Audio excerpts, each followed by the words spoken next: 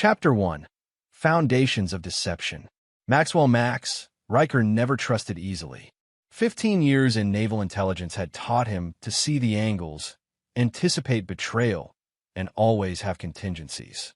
But 4 years ago, when he met Audrey Prescott at a charity gala in Boston, something changed. Her hazel eyes carried a warmth that melted the ice around his heart. And for the first time, Max lowered his guard. Their courtship was a whirlwind. Within 6 months, they were married in a small ceremony on the New England coast. A year later, their son Lucas was born. "He has your eyes," Audrey had whispered in the hospital room. Calculating, even as a newborn. Max had laughed it off then. He shouldn't have. When Max decided to leave naval intelligence for private security consulting, Audrey supported him enthusiastically. His new venture, Sentinel Security Solutions, grew rapidly. High-profile clients, government contracts, and a reputation for discretion made the company wildly successful. By Lucas's 4th birthday, Max had amassed a fortune exceeding $30 million. The wealth attracted Audrey's mother, Vivian Prescott, like a moth to flame. A retired psychiatrist with expensive tastes, Vivian had initially disapproved of Max, considering him beneath her daughter. But when the money started flowing, she became an ever-present fixture in their waterfront mansion. "Families should stick together," she'd say, refilling her crystal glass with imported scotch. "Blood is thicker than water." Max never fully trusted Vivian, but he tolerated her for Audrey's sake. He didn't realize that mother and daughter shared more than genes. They shared a capacity for deception that would make his intelligence trainers proud.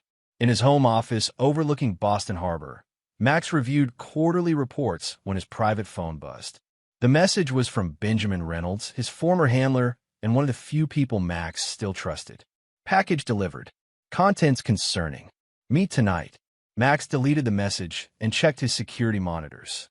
Lucas was playing in the garden with his nanny, Sophie. Audrey was in the master bedroom on a call. Vivian was in the guest house. All normal, yet something felt off. That evening, Max told Audrey he had a business emergency. "Take all the time you need," she said, kissing him softly. "Lucas and I will be fine." "Actually," Max replied, "I thought Lucas might enjoy coming with me. We'll stop for ice cream on the way back." A flash of something, irritation, fear, crossed Audrey's face before her practiced smile returned. "Of course, darling. Mother and I will have a girls' night." In a nondescript diner outside the city, Benjamin slid a manila envelope across the table while Lucas enjoyed his chocolate sundae. "Surveillance photos," Benjamin explained quietly. "Started as routine background on a potential client, then things got interesting." Max flipped through the images. Audrey entering an upscale hotel. Audrey in deep conversation with a man Max didn't recognize. Audrey and the man kissing in an elevator. "Who is he?" Max asked, his voice dangerously calm. "Preston Wallace. Old money from Philadelphia. On paper, he runs a charitable foundation. In reality, it's a sophisticated money laundering operation. We've had eyes on him for years." Max studied the final photo. Audrey, Preston, and Vivian, all three laughing together on the deck of a yacht. "There's more," Benjamin continued. "Financial analysis shows unusual patterns in your accounts. Small amounts redirected through shell companies. Nearly untraceable." "How much?" "About 3 million so far."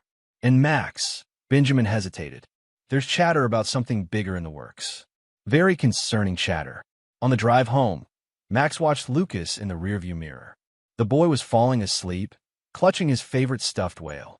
Max had never killed anyone outside of sanctioned operations, but looking at his son, he knew he would do anything to protect him. Instead of heading home, Max drove to his office building. In the basement, behind a biometric lock, was a room only he could access.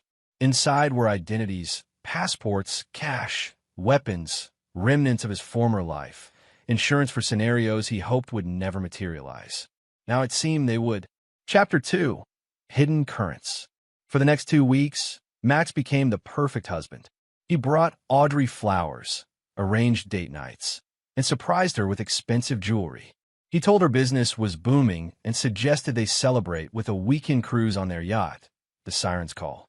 The three of us should go, Audrey suggested over dinner. You, me, and Lucas.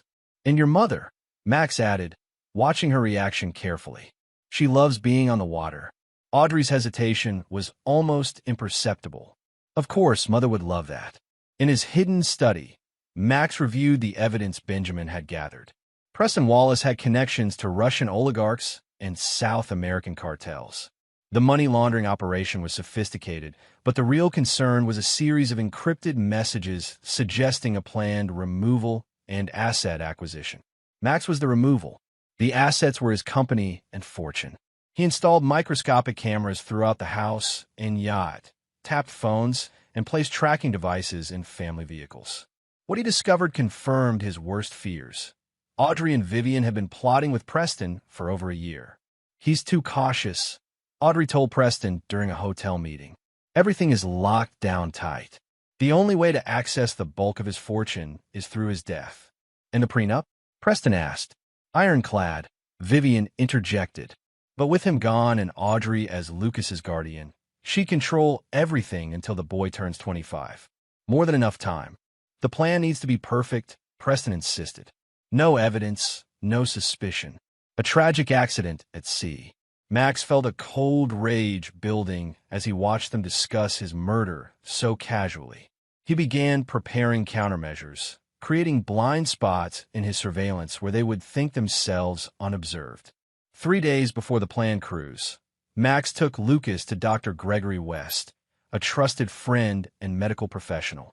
I need to know if he's mine, Max said bluntly after Lucas had gone to play in the adjacent room. Gregory's expression was grim. May I ask why you suspect otherwise? Just run the test, Max replied. Urgent and confidential. The next day, Gregory called with the results. DNA confirms it. Max Lucas is definitely your biological son. Relief flooded through Max, followed by renewed determination. They wouldn't just be attempting to kill him. They would be trying to steal his son. On the eve of the cruise, Max asked Sophie, Lucas's nanny, to come to his office. I've always valued your discretion and loyalty, he told the young woman. Now I need both more than ever. Sophie had been with them since Lucas was born. Max had personally selected her, a former military nurse with training in combat situations, qualifications Audrey had never questioned. Whatever you need, Mr. Riker, Sophie replied. Max handed her an envelope. If anything happens to me, follow these instructions exactly. Lucas's life may depend on it. That night, as Audrey slept beside him, Max stared at the ceiling.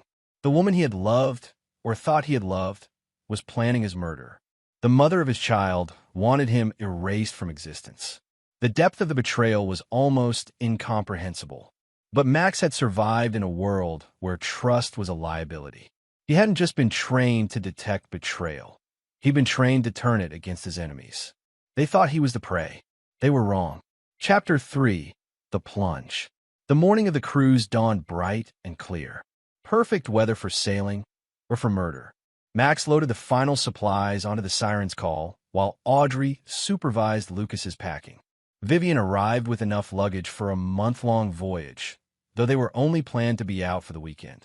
I like to be prepared, she explained with a tight smile. As they pulled away from the marina, Max noticed a sleek black sedan in the parking lot. Preston Wallace watching from a distance. Max pretended not to see, acting the part of the oblivious husband. Out on the open water, Max played the role perfectly. Attentive father, loving husband, tolerant son-in-law. He mixed drinks, prepared lunch, and took Lucas to the bow to watch for dolphins. They're magical creatures, Max told his son. They know things about the sea that humans can never understand. Like what, Daddy? Lucas asked, eyes wide with wonder. Like how to survive when everything seems hopeless. By late afternoon, they were 20 miles offshore. Max had deliberately disabled the boat's tracking systems and emergency beacon, a fact he knew Audrey had noted with satisfaction. Let's have champagne, Audrey suggested as the sun began to set, to celebrate our beautiful family. Max poured drinks for the adults and juice for Lucas. He pretended to sip his champagne while watching Audrey and Vivian exchange glances. Why don't you show Lucas that trick with the dolphins? Audrey suggested. The one where you splash the water to call them? Max nodded, taking Lucas's hand. Let's go to the rear deck. Better visibility there. As they stood at the stern, splashing water and laughing, Max felt rather than saw Audrey and Vivian approaching from behind. He continued playing with Lucas, seemingly oblivious to the danger. The push, when it came, was forceful, meant to send both him and Lucas over the railing into the churning wake of the yacht. Max had been ready. As he felt hands on his back, he twisted, pulling Lucas close to his chest and grabbing the railing with his free hand. The momentum carried them over, but instead of plunging helplessly into the sea, Max controlled their fall, using his body to shield Lucas from impact. Just before they hit the water, he heard Vivian's cold voice. "You'll be erased like you never existed." And Audrey's chilling whisper, "Goodbye, useless ones." The Atlantic in September was cold enough to kill within hours. Max had prepared for this, wearing a thin wetsuit under his clothes and securing a waterproof pouch to his ankle. As they surfaced, he quickly deployed a compact, inflatable float collar around Lucas's neck. "Hold tight, buddy," he whispered to his terrified son. "Daddy's got you. Remember our secret game? The one where we pretend to be invisible? We're going to play that now." From above, Audrey and Vivian would see only empty water. The yacht continued forward, gradually shrinking into the distance. "Aren't they coming back?" Lucas asked, shivering despite the float keeping him above water. "No, buddy, but we don't need them to." Max removed the waterproof pouch, extracting a compact GPS transmitter. He activated it with a 3-digit code. Help is already on the way. 40 minutes later, as hypothermia began to threaten, a sleek speedboat approached. Benjamin Reynolds cut the engine, helping Max and Lucas aboard. "Right on schedule," Benjamin noted grimly. "They didn't even circle back to check." "They thought they didn't need to," Max replied, wrapping Lucas in thermal blankets. "The yacht will dock at the marina around 10 p.m., Benjamin said. "From there, they'll report you missing tomorrow morning. Enough time lag to ensure no real search could find you alive." Max nodded, hugging his confused son close. "Lucas, this is my good friend Ben. We need to stay with him for a while, okay? It's part of our invisible game." As the speedboat headed not toward Boston, but to a private dock in a secluded cove, Max looked out at the darkening horizon. The game had only just begun. Chapter 4: Ghosts in the Shadows. The safe house was a rustic cabin nestled in the woods of coastal Maine, far from curious eyes and digital footprints. Max had purchased it years ago under a shell corporation, one of several properties unknown to Audrey or anyone else. "How long do we stay here, Daddy?" Lucas asked on their third morning, as Max prepared a simple breakfast of eggs and toast. "Not too long, buddy. Just until I finish my special work project." Sophie arrived that afternoon, bringing supplies and a familiar present for Lucas. The boy ran to her, excited to see a friendly face. "Everything in place?" Max asked her quietly while Lucas explored the toy box Sophie had brought. "Yes, sir. The surveillance is active. They reported you both missing yesterday morning, as expected." Mrs. Riker gave a very convincing performance for the Coast Guard, hysterical with grief. "And the other matter?" "Handled. Drive West has prepared everything according to your specifications." Max nodded, his expression grave. "You understand what happens next?" "I do," Sophie replied. "And I'm prepared. Lucas will be safe with me." That evening, after Lucas was asleep, Max and Benjamin reviewed the surveillance footage from the Riker mansion. Audrey sat in the living room, accepting condolences from friends with tears streaming down her face. Vivian hovered nearby, the perfect image of a grieving grandmother. "Oscar-worthy performances," Benjamin muttered. Later, Preston Wallace arrived, ostensibly as a family friend offering support. The cameras captured their conversation in the kitchen, voices low. "The Coast Guard is expanding the search area tomorrow," Audrey said. "But they've already told me privately that survival was impossible. The water temperature, the distance from shore." "How long until it's official?" Preston asked. "A week, maybe 2 before they're declared presumed dead. Then the probate process begins." "And the company?" Preston pressed. "Majority ownership transfers to me as Lucas's guardian. The board can't block it. It's in the corporate bylaws." Max watched with cold attachment. The woman who had shared his bed for 5 years, who had given birth to his son, was now calculating the hours until his death could be legally established. "What's your plan?" Benjamin asked as the video feed continued. "They think they're hunters," Max replied, his voice devoid of emotion. "I'm going to show them what it means to be hunted." Over the next week, Max methodically prepared his counterattack. Using Benjamin's connections and his own considerable resources, he built a comprehensive profile of Preston Wallace's criminal enterprise. Shell companies, money laundering routes, corrupt officials, all meticulously documented. "This is enough to put him away for decades," Benjamin observed, reviewing the evidence. "Prison is too good for him," Max replied. "I want him destroyed, not just incarcerated." Max turned his attention to Audrey's past, uncovering secrets she had carefully concealed.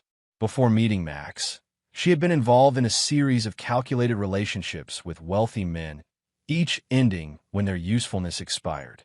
There were restraining orders that had been sealed, allegations of theft that had been settled privately. Vivian's history revealed a pattern of enabling and coordinating her daughter's predatory behavior. The respected psychiatrist had used her professional insights to help Audrey identify and manipulate vulnerable targets. 10 days after their deaths, Max received the call he'd been waiting for. The Coast Guard had officially suspended the search and rescue operation. The news channels reported the tragic story: successful businessman and his young son presumed dead in a boating accident. That evening, Max sat with Lucas on the cabin porch, watching the sunset. "Daddy, are we still playing the invisible game?" the boy asked. Max pulled his son close. "Yes, but not for much longer. Soon we'll play a new game. It's called Justice." The next morning, Max left Lucas in Sophie's capable hands and departed with Benjamin. Their destination: a private medical facility owned by Dr. Gregory West. "Everything is prepared," Drive West assured them. "But I must ask again, are you certain about this? The psychological impact alone." "I'm certain," Max interrupted. "They've already killed me in the eyes of the world. Now I'll use that death to bring them down." The procedure took 6 hours. When it was complete, Max Riker no longer existed. In his place was Robert Caldwell, a man with different facial features, different fingerprints, and a completely legitimate identity. "The changes are subtle enough to pass casual inspection," Drive West explained, "but significant enough to defeat facial recognition and fool those who knew you, especially since no one is looking for you alive." "How long until I'm fully healed?" Max, now Robert, asked. 2 weeks before the swelling completely subsides. A month before you should risk close contact with anyone who knew you before." Max nodded. Perfect timing. Chapter 5: Shadows into Light. The funeral was a somber affair, attended by Boston's elite. Audrey Riker, elegant in black, accepted condolences with dignified grief. Vivian stood beside her, a supportive arm around her daughter's waist. In the front row, Preston Wallace sat as a close family friend. Among the mourners, a nondescript man in sunglasses observed from a distance. Robert Caldwell, formerly Max Riker, watched his own funeral with detached fascination. The twin caskets, one large, one small, were merely for show. The Coast Guard had recovered no bodies, but ceremony demanded closure. Max noted with grim satisfaction how Audrey occasionally glanced at them, as if to reassure herself that her plan had succeeded. Following the funeral, the mourners gathered at the Riker mansion. Robert slipped inside, another anonymous face in the crowd of Boston's wealthy and connected. He overheard snippets of conversation. "Such a tragedy. She's so strong considering. The company will need strong leadership now." Robert approached Preston Wallace, introducing himself as a potential investor. Preston, always alert to financial opportunities, engaged eagerly. "My portfolio is diverse," Robert explained, "but I'm looking for something with more creative financial structures." Preston's eyes lit with recognition of a kindred spirit. "Perhaps we should discuss this further in private. My foundation is always seeking like-minded partners." "I'd like that," Robert replied, handing Preston a business card. "Call me when the mourning period feels less restrictive." That evening, from his hotel room, Robert watched the surveillance feeds from the Riker mansion. The guests had departed, leaving Audrey, Vivian, and Preston alone. God, I thought they'd never leave. Audrey sighed, kicking off her heels and pouring a generous glass of whiskey. You played your part beautifully, Preston told her, loosening his tie.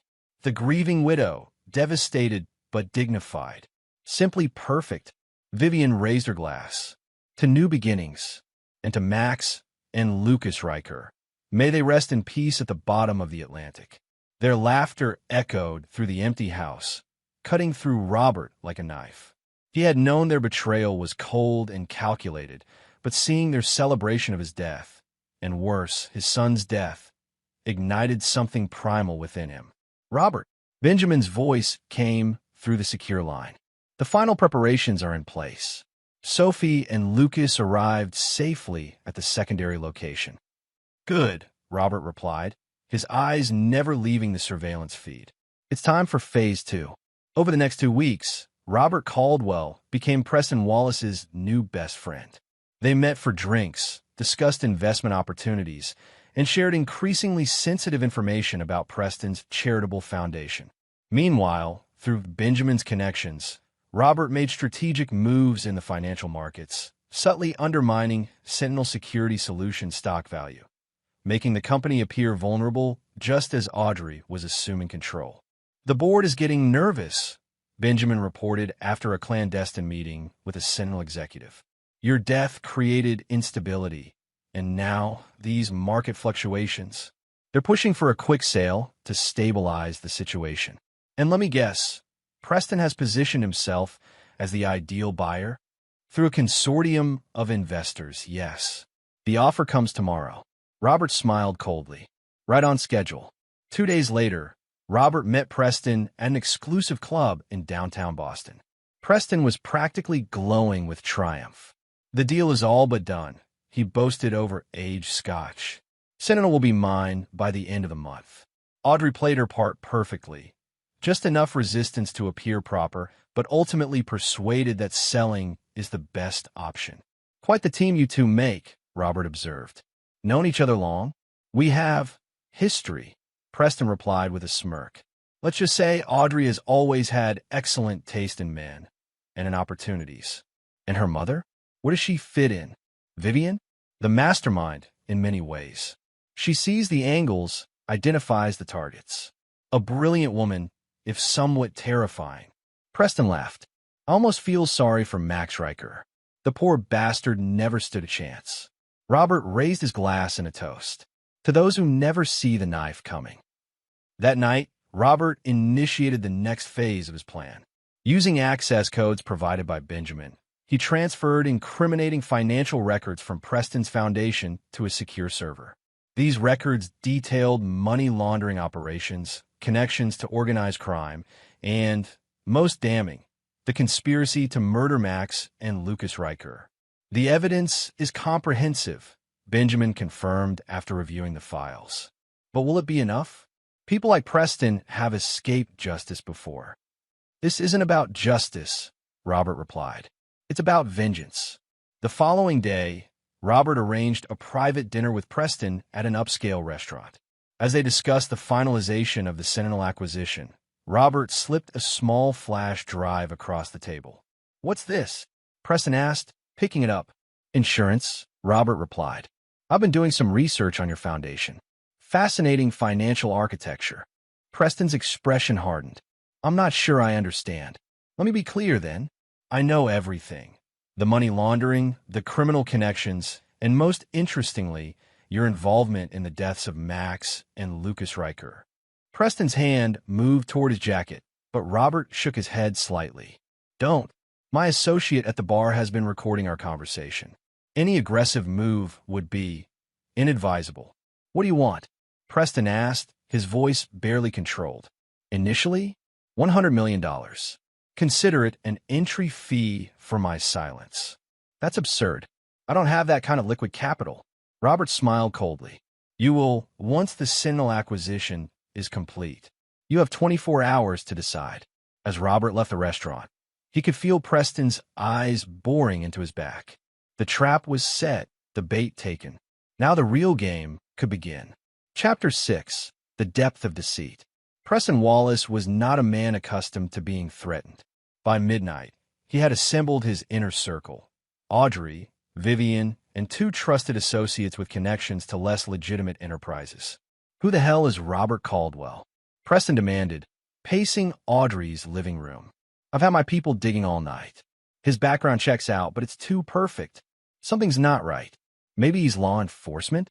Audrey suggested, her composure cracking for the first time since the accident.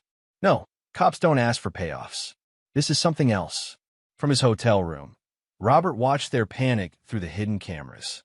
The sight of Audrey's fear gave him a satisfaction he hadn't anticipated. The next morning, Robert received a text from Preston. "Deal accepted. Meet tonight to discuss terms." The meeting location was an abandoned warehouse on the outskirts of Boston. Preston's choice, predictably cliché. Robert arrived early, carefully examining the building's layout. As expected, Preston had men positioned throughout. 2 at the main entrance, 1 on the catwalk above, another near a side exit. Robert entered at precisely the appointed time, walking confidently into what Preston clearly intended as an ambush. "Mr. Caldwell." Preston called from the center of the warehouse floor. "I'm glad you could make it. Did you bring the initial payment?" Robert asked, approaching steadily. "About that, I've decided to propose an alternative arrangement." On cue, Preston's men emerged from their positions, weapons drawn. Robert stopped, appearing surprised, but not frightened. "Is this really necessary?" he asked calmly. "I think it is," Preston replied. "You see, I don't respond well to blackmail. It tends to encourage more of the same." "A pity. I thought we could resolve this like businessmen." Preston laughed harshly. "Oh, this is business. My business. And the first rule is eliminate threats permanently." "Interesting philosophy," Robert commented. Max Riker might have agreed with you. Something in Robert's tone made Preston pause. "What do you know about Riker?" "Everything," Robert replied, his voice changing subtly. "I know how you plotted with his wife and mother-in-law to kill him and his son for his money. I know you celebrated their deaths. And I know something you don't." "And what's that?" Preston asked, a flicker of unease crossing his face. Robert smiled, and for the first time, Preston saw something familiar in his eyes. They didn't die. Before Preston could process this, the warehouse plunged into darkness. The sounds that followed were precise and methodical. Grunts of pain, bodies falling, and finally, silence. When emergency lights flickered on, Preston found himself alone with Robert, his men unconscious or restrained on the floor. "Who are you?" Preston whispered, genuine fear in his voice. Robert stepped closer, allowing Preston to really see his face. Despite the surgical alterations, something in the eyes, the cold, calculated rage, triggered recognition. "No," Preston breathed. "It's not possible." "Disappointingly predictable." "Robert," Max said softly. "The abandoned warehouse. The armed thugs. Did you really think I wouldn't anticipate every move you'd make?" "If you're going to kill me, just do it," Preston said, attempting bravado. "Kill you? No. Death is too quick, too merciful." Max circled Preston slowly. "I'm going to destroy you, piece by piece. Everything you value, your reputation, your freedom, your foundation, your relationship with Audrey, all of it will be systematically dismantled. You can't prove anything. I already have. Your foundation's records have been delivered to select law enforcement agencies and media outlets. By morning, your entire operation will be exposed." Preston lunged suddenly, a hidden knife flashing in his hand.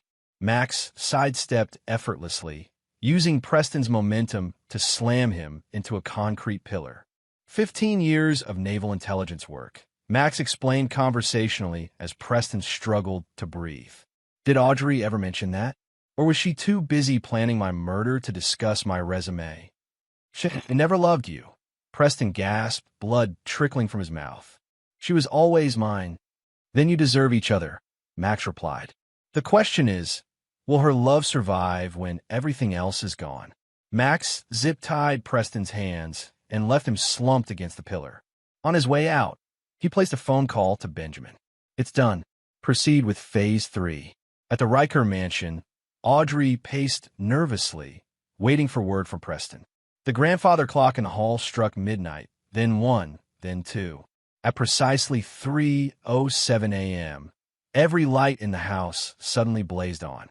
Every television, every computer screen, even the digital picture frames, all activated simultaneously, displaying the same image. Security footage of Audrey and Vivian pushing Max and Lucas over the railing of the yacht. Audrey screamed, backing away from the nearest screen. Vivian emerged from her room, equally horrified. "What's happening?" she demanded. Before Audrey could respond, their phones chimed with simultaneous text messages.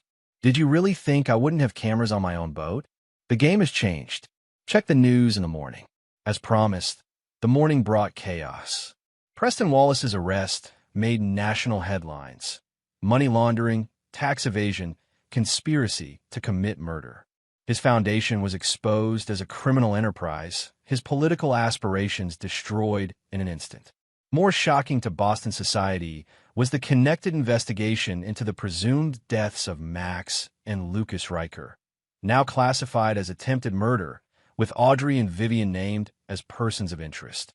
By noon, the police were at the Riker mansion with search warrants. By evening, mother and daughter were being questioned in separate rooms at Boston Police Headquarters, their carefully constructed alibis crumbling under the weight of evidence. From a secure location, Max watched the news coverage with Benjamin and Sophie. "Daddy," Lucas called from the playground, visible through the window. "Come see my castle." "Be right there, buddy," Max called back, his expression softening momentarily before hardening again as he turned to Benjamin. "Are we ready for the final phase?" Benjamin nodded grimly. "Everything is in place." "But Max, Robert, are you sure about this? It's extreme, even considering what they did." "They tried to kill my son," Max replied, his voice devoid of emotion. "There's no punishment extreme enough for that." Chapter 7. Rising from the Depths. The legal system moved with unusual speed in the case against Preston Wallace, Audrey Riker, and Vivian Prescott. Overwhelming evidence, public outrage, and persistent media coverage created pressure for swift justice. Preston, hoping to mitigate his sentence, had turned on Audrey and Vivian, providing detailed testimony about their conspiracy. His cooperation earned him little mercy, 25 years without possibility of parole. For Audrey and Vivian, the situation was even more dire. Their trial, scheduled to begin in 3 weeks, carried potential life sentences. Released on exorbitant bail while awaiting trial, they found themselves pariahs in the society that had once embraced them. Meanwhile, a legal conundrum captivated legal experts nationwide. If Max and Lucas Riker were alive, where were they? Without their testimony or bodies, the case against Audrey and Vivian rested on circumstantial evidence and Preston's self-serving testimony. Max, still known to the world as Robert Caldwell, monitored these developments from his new headquarters, a penthouse apartment overlooking Central Park. Lucas, adapting with the resilience of childhood, had embraced their new life, though he often asked when they could stop pretending and go home. "Soon, buddy," Max promised, though home would never again be the mansion in Boston. 3 days before the trial was set to begin, Max implemented the next phase of his plan. A package was delivered to Teresa Blackwood, the lead prosecutor on the case, containing irrefutable evidence of Max and Lucas's survival, their current identities, and a sworn affidavit detailing the attempted murder. Simultaneously, similar packages arrived at the offices of major news networks. The revelation exploded across headlines nationwide. Riker resurrection. Presumed dead businessman and son alive, living under new identities. At the prosecutor's office, Teresa Blackwood studied the evidence with mounting excitement. This was the smoking gun that would ensure convictions. She immediately filed motions to compel testimony from Max/Robert. In his penthouse, Max fielded calls from Benjamin, who monitored the legal proceedings. "They're demanding you testify," Benjamin reported. "Blackwood is pushing hard." "As expected," Max replied. "Set up the meeting, but under my conditions." 2 days later, Max sat across from Teresa Blackwood in a secure room at the federal building. His appearance had been further altered, different hair, glasses, subtle makeup to change his facial structure just enough to maintain his Robert Caldwell identity while allowing hints of Max Riker to show through. Mr. Riker, or do you prefer Caldwell now? Blackwood began. Caldwell, please. Max Riker is legally dead, and I'd prefer to keep it that way. That complicates matters. This case will proceed without my physical testimony, Max interrupted firmly. I provided sworn statements, evidence, everything you need for convictions. My son and I will not appear in court. May I ask why? Your testimony would be compelling. My son has been traumatized enough. I won't subject him to a trial where he'd have to face the woman who tried to kill him. As for me, I have my reasons. Blackwood studied him carefully. You're planning something, aren't you? Something beyond the legal system. Max's expression remained neutral. Justice takes many forms, Ms. Blackwood. I'm sure you understand that. Whatever you're planning will occur after your case is concluded, one way or another. I've given you everything you need for justice within the system. What happens beyond that is not your concern. As Max left the meeting, his phone buzzed with a text from an anonymous number. Please don't do this. We need to talk. Ugh. Max smiled coldly. Audrey was getting desperate. That evening, against Benjamin's advice, Max agreed to meet Audrey at a public park.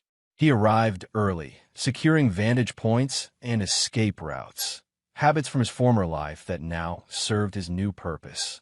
Audrey appeared at precisely the appointed time, looking haggard and afraid, a shadow of the confident woman who had planned his murder. I almost didn't recognize you, she said as she sat beside him on the bench. The changes are significant. That was the point. How did you survive? The water was freezing. You were miles offshore.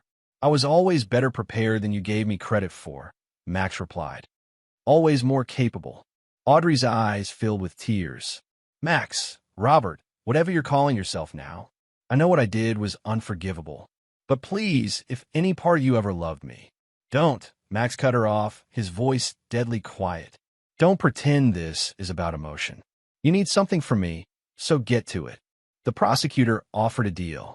15 years if I testify against my mother. She claims the plan was all Vivian's idea, that I was coerced. And was it? Audrey looked away. Does it matter? No one forced me to push you and Lucas over that railing. I did that. But Max, 15 years. I'll be an old woman when I get out. If you get out, Max corrected her. The deal hasn't been finalized, has it? That's why you're here. I need you to tell them you won't testify against me specifically, that you didn't see who pushed you, that it could have been only my mother. Max laughed, a sound devoid of humor. You tried to kill our son, and now you want me to help you avoid responsibility? He's alive. You both survived. Please, Max. You know what Lucas asked me yesterday? He wanted to know why his mommy wanted him to die. How do I answer that, Audrey? Tears streamed down Audrey's face. I wasn't thinking clearly. Preston and Mother, they convinced me. Stop lying, Max said softly. I have recordings of every conversation, every plan you made, every celebration after you thought we were dead. I know exactly who you are. Then why meet me at all? Why not just let the trial proceed? Max stood, looking down at her with cold detachment. Because I wanted you to know that what happens next isn't just the justice system at work. It's me, Audrey. Everything that's coming. The complete destruction of your life, your future, your very identity. It's all by my design. What are you going to do? She whispered. Watch the news tomorrow. Then the next day. Then the next. You spent a year planning my death. I've spent months planning something far worse for you. Your living death. As Max walked away, Audrey called after him, her voice breaking. You can't do this. Whatever you're planning, it won't bring you peace. Max paused, turning slightly. Peace was never the objective. Justice was. And justice, Audrey, is ruthless. Chapter 8. Torrents of Truth. The morning of the trial, Boston woke to shocking news. Detailed financial records showing Audrey had been siphoning money from children's charities connected to Sentinel Security for years before meeting Preston. The evidence suggested a pattern of behavior predating her marriage to Max. By midday, additional revelations emerged about Vivian's psychiatric practice. Allegations from former patients claiming she had manipulated vulnerable individuals for financial gain, sometimes in collaboration with her daughter. Inside the courtroom, Audrey and Vivian watched their carefully constructed lives disintegrate. Their attorneys scrambled to address the new allegations, only to be blindsided by more damning evidence with each passing hour. From his secure location, Max orchestrated the systematic destruction of their reputations. Benjamin had assembled a team of investigators who had spent months uncovering every secret, every misdeed, every skeleton in their closets. The prosecution is incorporating the new evidence, Benjamin reported. Blackwood is going for maximum sentences for both of them. Good, Max replied, watching Lucas build a Lego structure on the living room floor. What about the offshore accounts? Frozen as of an hour ago. The seizure orders went through without a hitch. The trial proceeded with unprecedented speed and media attention. Preston Wallace's testimony, combined with the yacht surveillance footage and the mountain of newly discovered evidence, left little room for doubt. On the third day, Audrey's attorney approached the prosecution with a desperate plea deal offer. Blackwood, following Max's guidance delivered through carefully placed intermediaries, rejected it outright. No deals, she told the defense attorney. Your client tried to murder a child. She'll serve every day of whatever sentence the judge imposes. By the trial's end, both Audrey and Vivian had been convicted on all counts. The judge, noting the unconscionable betrayal and cold-blooded calculation involved, sentenced Audrey to 30 years and Vivian to 25. As they were led from the courtroom, Audrey caught sight of a man observing from the back row, Robert Caldwell, watching him passively as she was taken away in handcuffs. That evening, Max received a visit from Teresa Blackwood at his penthouse. Justice was served today, she noted, accepting the offered glass of wine. Though I suspect your version of justice is just beginning. The legal system did its part, Max acknowledged. But some crimes deserve more comprehensive consequences. I'm not sure I want to know what you mean by that. Plausible deniability is a valuable commodity in your position, Ms. Blackwood. She studied him carefully. The financial revelations, the patient testimonies against Vivian. That was all you're doing, wasn't it? You've been systematically dismantling their lives beyond what the law could accomplish. Max neither confirmed nor denied her assertion.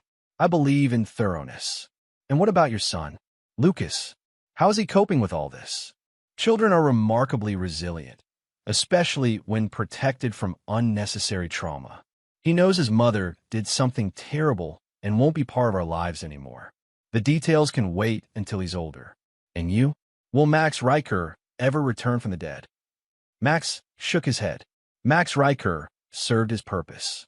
Robert Caldwell has a promising future ahead, one without the complications of a resurrection. After Blackwood departed, Max reviewed the latest reports from his investigators.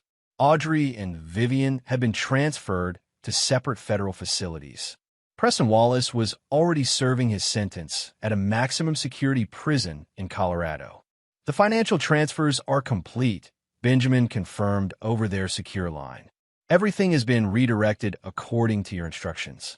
Any other matter? In progress. The first disclosure happens tomorrow. Max nodded, a grim satisfaction settling over him. Perfect. The next morning, inmates at the federal correctional facility where Audrey was being held received an unusual notification. Substantial deposits had been made to the commissary accounts of every prisoner except Audrey Riker. A note accompanied the facility-wide announcement, courtesy of Audrey Riker's victims. She believes herself better than you. Show her she's wrong. Similar arrangements had been made at Vivian's facility. Within hours, mother and daughter, separated by hundreds of miles, found themselves targets of coordinated hostility from their fellow inmates. Meanwhile, a series of anonymous donations appeared in Lucas's name to children's organizations nationwide. Millions of dollars dedicated to protecting vulnerable youth, particularly those affected by parental betrayal. Is this part of the plan? Benjamin asked when Max showed him the donation confirmations. Something constructive should come from this tragedy, Max replied. Lucas will never know the complete truth about his mother, but someday he'll understand that his survival helped others. That night, as Lucas slept peacefully in his new bedroom, Max stood at the penthouse window overlooking the city lights. The vengeance he had orchestrated was comprehensive, meticulous, and utterly without mercy, just like the betrayal that had precipitated it. His phone buzzed with a text from an unknown number. "You've won. They're destroyed. When does it end?" Ugh. Max deleted the message without responding. For Audrey, Vivian, and Preston, there would be no end to the consequences. Only a lifetime of suffering proportionate to what they had planned for him and his son. Justice, in Max Riker's world, was indeed ruthless. Chapter 9, New Tides. 1 year later, Robert Caldwell had become a respected figure in financial circles, known for his shrewd investments and generous philanthropic activities. His security consulting firm, Phoenix Protection, specialized in helping high-net-worth individuals safeguard themselves against elaborate threats, particularly those from trusted insiders. Lucas, now 6, had adapted fully to their new life. He attended an exclusive private school under the name Lucas Caldwell, where he was known as a bright, somewhat reserved boy with a particular talent for swimming. "He's thriving," Sophie reported during her monthly assessment. She had transitioned from nanny to household manager, overseeing Lucas's education and well-being while Max/Robert built their new life. The nightmares have stopped completely. He hasn't mentioned his mother in over 2 months. And the therapist's evaluation? Dr. Winters believes he's processing the trauma appropriately. She recommends continuing the current approach, honest answers to his questions without volunteering disturbing details. Max nodded, satisfied. And the security protocols? Maintained rigorously. The school staff remain vigilant, though there's been no suspicious activity. Sophie hesitated before adding, "He asked about the ocean yesterday, whether we could visit the beach this summer." A shadow crossed Max's face. The ocean held complicated associations now, but he wouldn't allow his son's life to be limited by fear. Make the arrangements, he decided. Somewhere private. Martha's Vineyard, perhaps. Later that day, Max received his regular update from Benjamin about their ongoing monitoring of Audrey, Vivian, and Preston. Wallace was hospitalized again, Benjamin reported. 3rd attack since his incarceration. He'll recover, but his request for protective custody was denied again. And the women? Vivian has been moved to the psychiatric ward. The isolation and harassment triggered a legitimate breakdown. As for Audrey, Benjamin paused. She attempted suicide last week. Unsuccessful, obviously. Max absorbed this information without visible reaction. Maintain the protocols. No direct intervention, but continued monitoring. For how long? Indefinitely. That evening, as Max helped Lucas with a science project, a model of ocean currents, his secure phone rang with a call from Teresa Blackwood. "I thought you should know," she said without preamble. "There's been a development in the Riker case." Max tensed. What kind of development? Audrey Riker is offering new information. Claims there were others involved in the conspiracy beyond the 3 convicted parties. Is there any evidence supporting this? None that we've found, Blackwood replied. It appears to be a desperate attempt to leverage a sentence reduction. But I wanted to warn you. She's specifically claiming that Robert Caldwell was part of the original conspiracy who then double-crossed the others. Max considered this new complication. How seriously is this being taken? Not very. Her credibility is non-existent, and there's no evidence connecting Robert Caldwell to any conspiracy. Still, there may be some preliminary investigation. I appreciate the warning, Max said. Keep me informed of any developments. After ending the call, Max joined Lucas in the living room, where the boy was watching a documentary about marine life. "Daddy," Lucas said without looking away from the screen, "do you think fish remember things like people do?" That's an interesting question. Some fish have surprising memory capabilities, though different from humans. Why do you ask? Lucas shrugged. I was just thinking about memories. Sometimes I remember things that don't make sense. Max felt a chill. Like what, buddy? Like sometimes I remember Mom saying mean things. But then I think maybe it was just a bad dream. Lucas turned to face his father. Was Mom a bad person? Is that why she's gone? Max sat beside his son, choosing his words carefully. Your mother made some very bad choices that hurt people. She's paying the consequences for those choices now.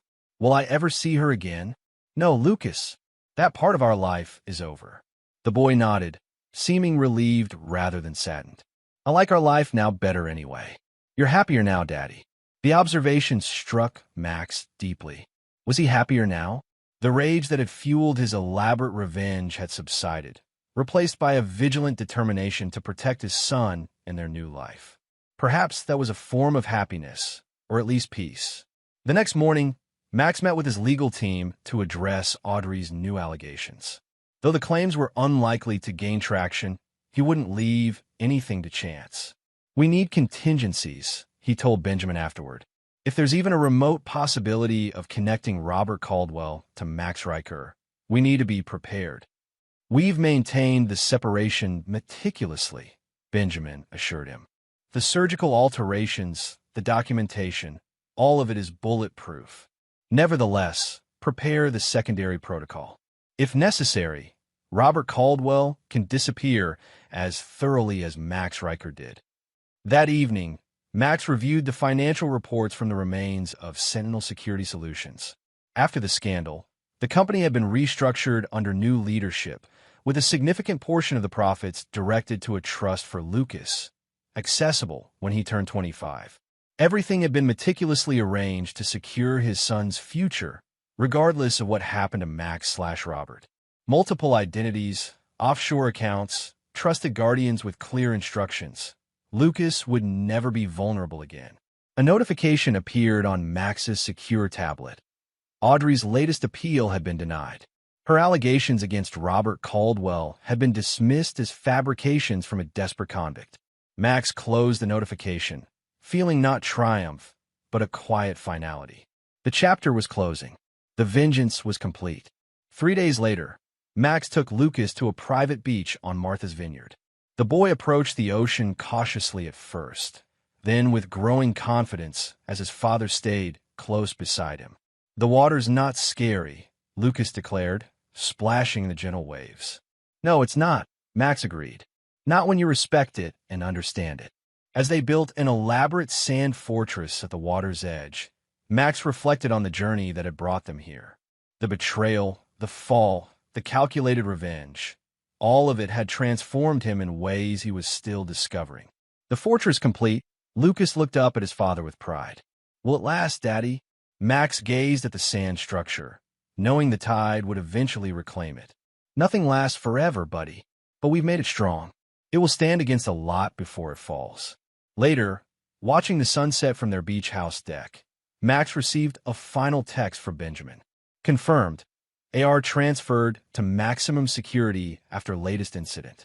VP undergoing psychiatric evaluation, prognosis poor. PW denied medical parole. All monitoring systems functioning. Assets secure. Max deleted the message and turned off his phone. Lucas was pointing excitedly at dolphins playing in the distance. Look, Daddy, remember you told me dolphins know things about the sea that humans never will? I remember, Max replied, smiling at his son's flawless recall. What's the most important thing they know? Lucas asked. Max considered the question before answering.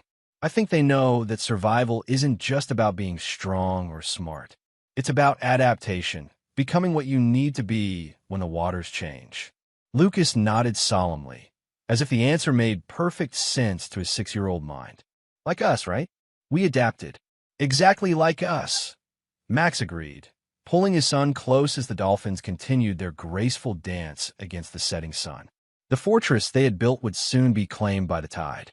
But Max and Lucas Hargrove, now the Caldwells, had built something far more enduring, a new life secured by the ruthless justice that had transformed them both. Some betrayals can never be forgiven. Some debts can only be paid in full measure. And some men, when pushed into the depths, don't drown. They emerge as something far more dangerous than what went under. The ocean knows this truth. So do those who survive its cold embrace. And there you have it. Another story comes to an end. What did you think? I'd love to hear your thoughts in the comments below. If you enjoy this story, consider joining our community by subscribing. It means the world to us. For more stories like this one, check out the recommended videos on screen. And I'll see you there.